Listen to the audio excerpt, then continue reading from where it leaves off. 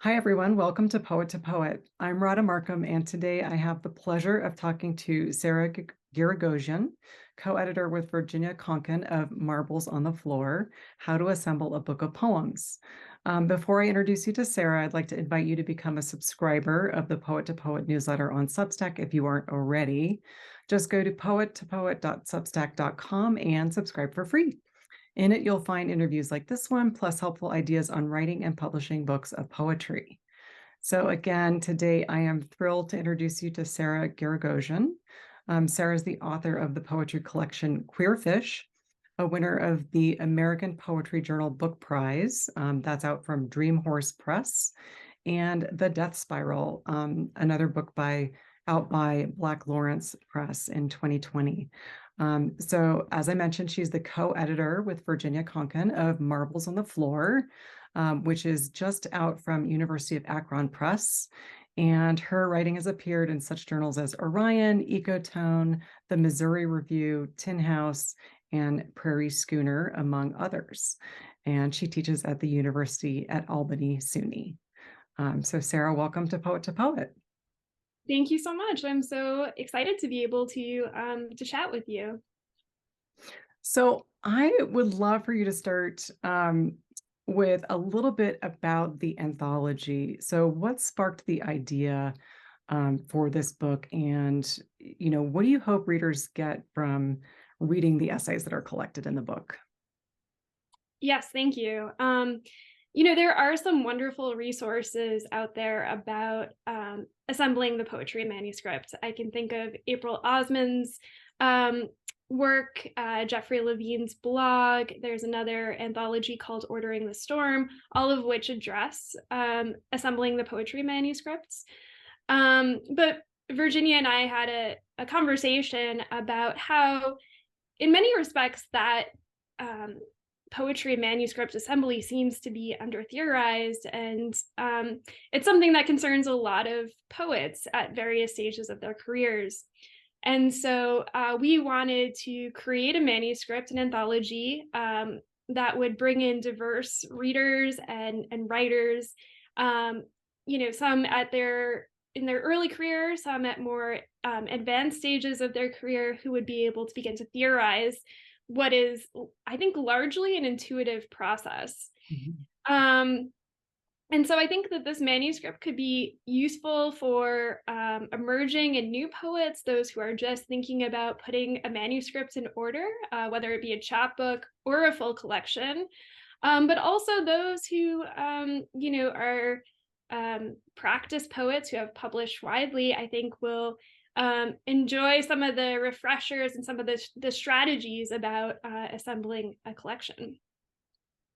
So you mentioned under theorized. I think that's an interesting way to put it. And you're also mentioning strategies. So is there a connection in your mind between sort of the theory side and the strategy side, or are they the same thing? Yeah, that's a good question. I mean, I think there's a combination of both in the manuscript. We have a number of amazing contributors to this anthology, and some of them are doing real theoretical work and close readings. Stephen Compa, for example, has an essay in the anthology that addresses what he calls the collocative versus the generative book. And the generative book is the book that is gathered and arranged as the poet writes each individual poem, whereas the collocative book, the generative book is arranged as a whole. He also calls this the project book, and he offers close readings of a number of contemporary poets, including Erica Dawson and A.E. Stallings. And he really examines both the benefits and maybe the challenges of conceiving the poetic, the project book, if you will. But there, you'll also find in this anthology a lot of strategies for getting physical with the book, so as to think more consciously and more carefully about, things like getting physical with the manuscripts, thinking about coherence, thinking about opportunities for even discontinuity. Kazim Ali's essay in the anthology is really interested in fragmentation and poetry as, or post-lyric poetry as kind of discontinuous. And so again, there's a lot of different kinds of approaches to this question of manuscript assembly. So some really practical strategies and some, I think, more theoretical work as well. Mm-hmm. Great. I mean, those two approaches at sort of a basic level between, the book that, as you say, assembles poem by poem versus the book that is more, project based, if you will. I feel that tension is sort of constantly present in the work that I do with students around manuscript development. And just generally, I think that's a question that a lot of poets are asking, in a publishing environment like the one that we have, where themes and coherence and that sense of having written something that has voice, that matters, that readers are going to connect with, is it best to try that project-based approach? I think I'm not one to say what's best, but I think that comes up a lot in poets' minds. But what I love about the anthology is that it suggests the wide variety of approaches that we do have to build a book with intentionality. And so that it does have that coherence, or like you said, it does include a sense of variation or discontinuity. So I think that's a wonderful success in the way that these essays are collected. And I'll just add, I think that building with the manuscript with intention is something that is explored in depth in this collection, in this anthology rather. But I also was kind of surprised and excited by some of the anthologists' forays into more experimental approaches. I really enjoyed Elise Noor's chapter in the anthology because she explores maybe more spontaneous methods of going about putting the poetry manuscript together, including throwing the manuscript down the stairs. And that's not to say that we necessarily need to follow that particular order.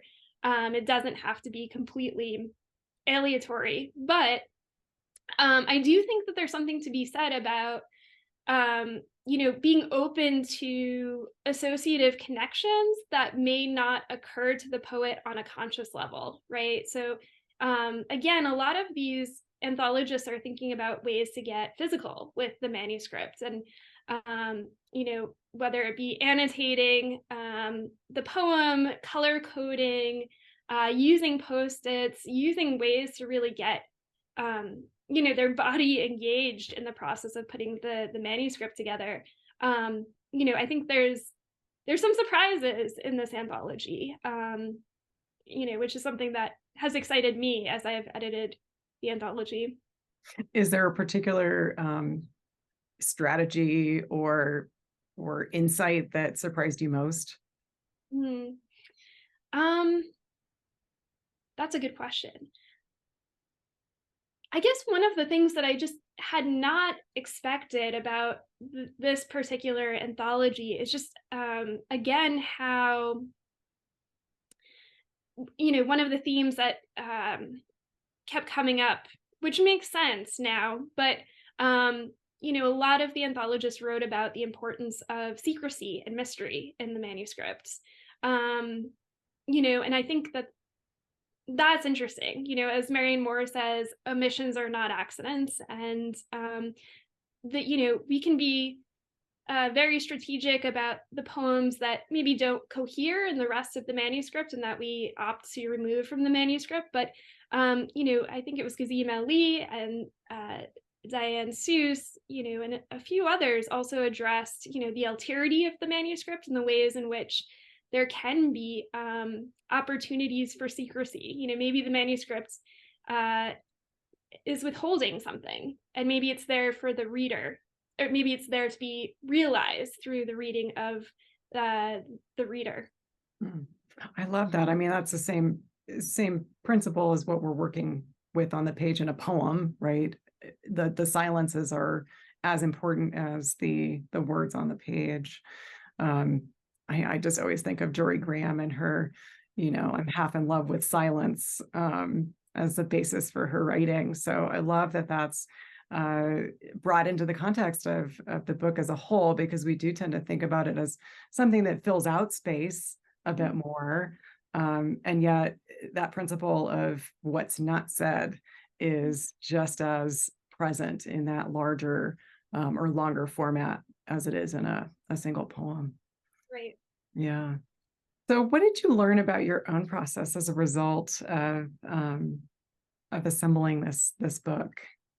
Were there any truths that it illumined for you, a sense of, oh, I didn't realize I had been doing X, Y, or Z, and now I'm made aware of that through the essays here? Yeah. When I wrote my first couple of books, I think that I was a little less conscious about structure than I am now. I think, two things have resonated with me among many other things, but one thing that Christopher Salerno has said to me, and I've worked with him as a client, and he's a brilliant editor, and he really had wonderful kind of meta discursive exercises that I took part in, thinking about like, what would the blurb be of my manuscript if it were published, or how would I describe my book to an editor? And those were really helpful. And one thing he said is that, the first section of the manuscript can be an exploration of a kind of mythopoetics, building kind of the architecture for, the speaker's journey, if you will. And so I think that was something that I maybe had intuited, but wasn't thinking about on a conscious level. I found that to be helpful. And then, I also was inspired by Karina McGlynn's chapter. She writes a collage essay, and she explores the ways in which, again, you can really get physical with the manuscript, and also the ways that her early interest in visual art really influenced and shaped her own poetics and her own sensibility. And so I guess I'm thinking a little bit more about, how collage, which is not, can be hybrid, can be, highly associative, can play a role in the manuscripts. And then lastly, Annie Finch writes another really remarkable chapter about creating an organizing structural principle for your manuscript. And she writes about both a paratactic structure and a hypotactic structure. And the hypotactic structure is really, I think, a rich way of thinking about finding ways to spread out poems that might have like a strong thematic connection, but might be dispersed throughout the manuscript rather than kind of compressed in one place. And, I'm working on a manuscript right now, and I have what started off as an extended poem. Now I've kind of separated the poems, and I've carefully placed them in various parts of the manuscript. They all have a kind of intrinsic narrative. And I'm just finding that seems like perhaps a less intuitive way to structure them into the manuscript, but it's really useful because there is this kind of thread, this kind of sub story, if you will, or sub narrative, sub prosa that is kind of happening throughout the manuscripts. So I really, so many different strategies that I've really taken to heart in my recent collection.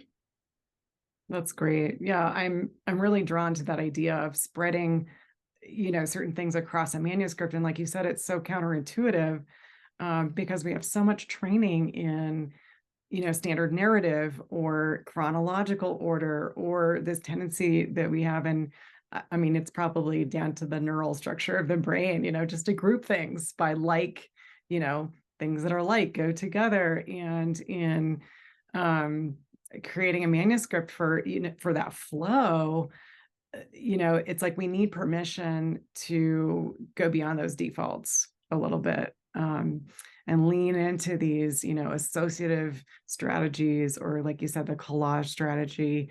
I also really resonated with that. And pronounce her name again for me. Is it Karina McGlynn?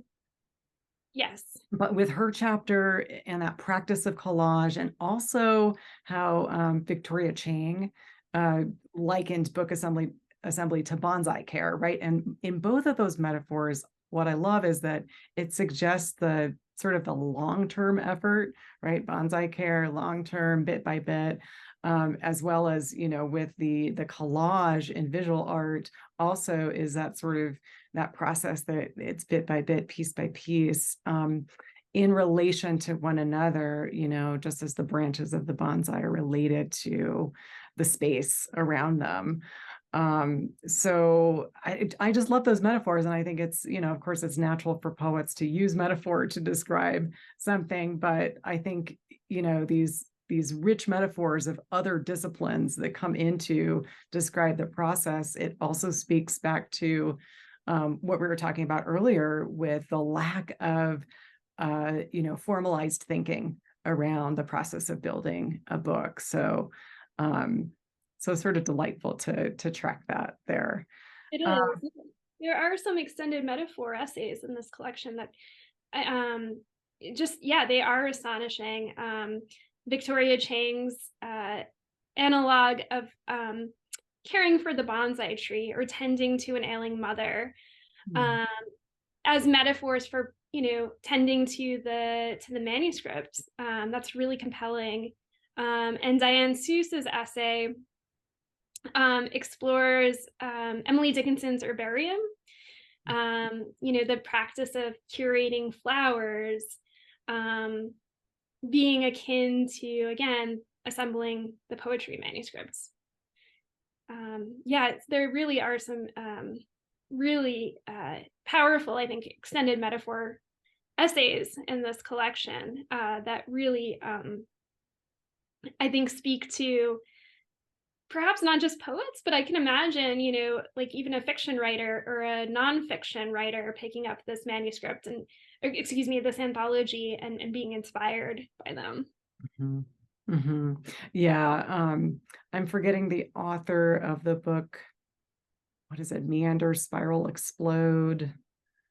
Are you familiar with this? And it's a narrative. It's written for folks who write in, in prose, but I found it highly poetic in the same way. So these poetic principles, they do apply across, across disciplines, just as,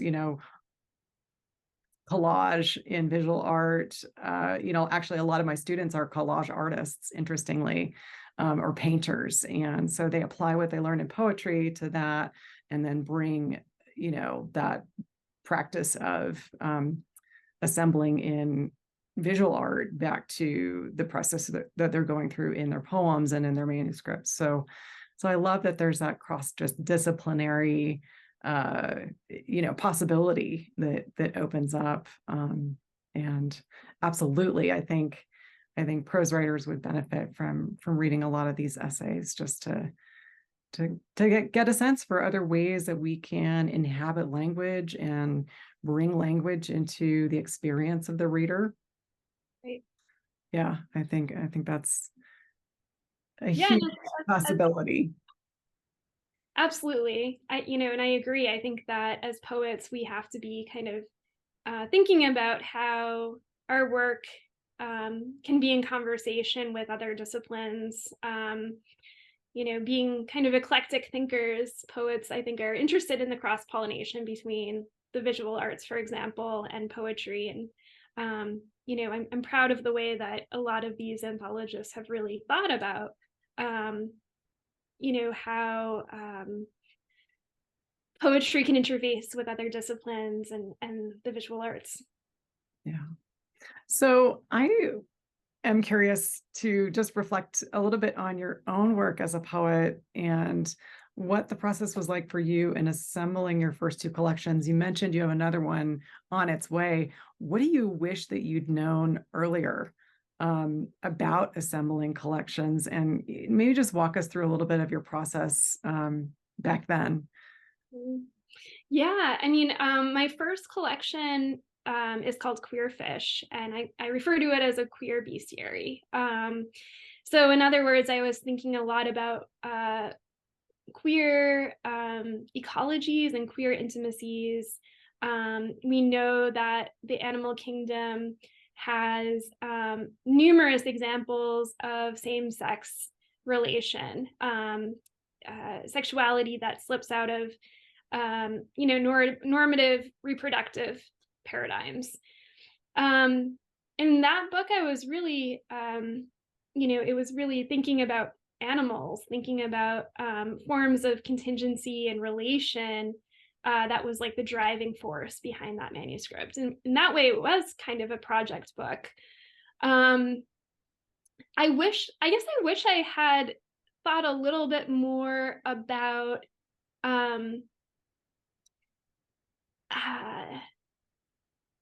some of the things that I've already talked about. Like I wonder if I was a little bit too heavy-handed with having like titled sections or epigraphs that were meant to be kind of gateways into certain sections of the manuscript. But perhaps now that I'm thinking more about kind of looser connections or looser associations that can be really rich and animating a poetry manuscript, and offering readers different kinds of pathways or alleyways of thought through the manuscripts.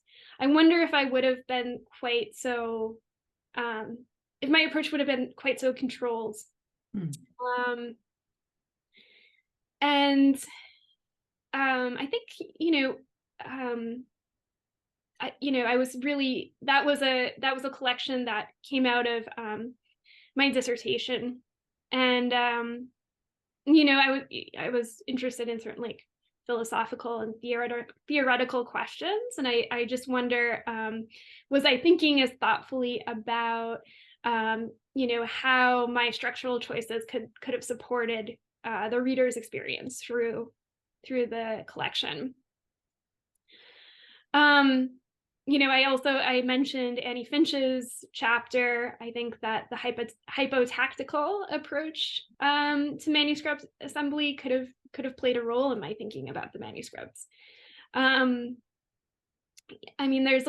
a lot of strategies that I wish I had used when I'm putting together that earlier manuscript that could have been really rich and generative. But definitely now that I'm working on a new manuscript and I'm kind of tinkering away at it, I'm definitely using the strategies that I've learned from this anthology. I've gotten a lot more physical with my manuscripts. I'm doing some of the things that, for example, Elise Knorr recommends and Karina McGlynn recommends, in terms of using things like Post-it notes, annotating parts of the manuscript, writing down notes about some of the associations that a particular poem may have. We know that poems are not reducible to subject or theme, but there might be certain, again, reverberations across poems that I want to pay attention to, and think about how they might be scattered throughout the manuscript. So I think I'm a lot more kind of self-conscious about my choices now that I've edited the anthology. Well, I hope that's in a good way. Yes. Not in a sort of hyper, yeah. I mean, one can get really overwhelmed, right? So, one of the things that I yeah, always when I teach manuscript development, I'm constantly reminding folks to take the tools that work and to leave behind any that don't work for them. So I think this anthology offers so many different approaches and so many different tools that one can use. And finding the ones like, oh, like you said, the physicality of working with the manuscript with sticky notes and so forth, like that might be a strategy that that really works for folks that, and they didn't realize they had permission, right, to do something like that. But for others, maybe they're already sort of inclined in that direction or that way of relating to the materials. So something that's a bit more theoretical or sort of opens up that process so that it is, like you said, a little less controlled. All of those are available in these essays. So I just really appreciate the variety. I do as well. I mean, there are infinite ways, I think, to order the manuscript, and you're right. There's perhaps a risk in getting lost in that process. I mean, I know that I've tried my manuscript that I'm currently working on. I've tried out various iterations and combinations, and yet at the same time, I feel like it's a rich experiment in that I sometimes, putting the manuscripts in a different order, I might notice something that I hadn't been fully conscious of before, right? That might be drawn out or might be subdued or, so there are, I think, just the exercise of assembling the manuscripts can be really helpful in just kind of reimagining the manuscripts. Yeah, absolutely. Absolutely. Well, Sarah, it's been such a pleasure. And is there anything else that you want readers or viewers to know about the book? Where can they find it? Yeah. Yeah, that's great. So Marbles on the Floor, I'll show you the copy here. So it can be found through the University of Akron website. And it's available for pre-order right now. So readers can get a discount. They can also order it from their local bookstore. Great. And how can people get in touch with you or find your work? Oh, thank you. Yeah, so I have a website on WordPress. So I think it's just Sarah Giragosian, WordPress.com. So they can find samples of my work there and my upcoming appearances, as well as samples of poems. Wonderful. Great. Well, thank you again, Sarah. And I just want to encourage everyone to go find a copy ASAP of this book if you are in the process of assembling a book or at all curious about, finessing that process in the future.